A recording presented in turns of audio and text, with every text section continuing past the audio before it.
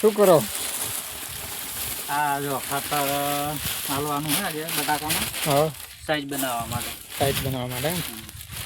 એટલે આજ બધું આ ખાતર 4 ટુકડા મૂકી દેવાનું કેમ કે હવે સાઈઝ બનવા માટે.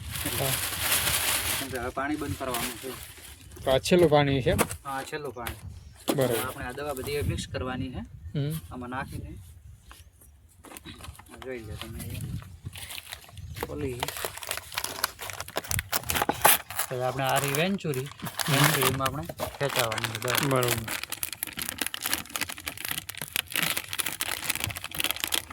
ખેંચીને એટલું ખતરનાક છે કે તૂટતું નહીં.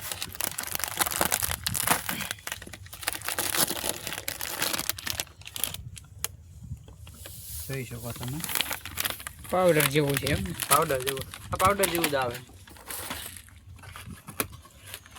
ચલો તો હવે મળીશું નવા બ્લોગ.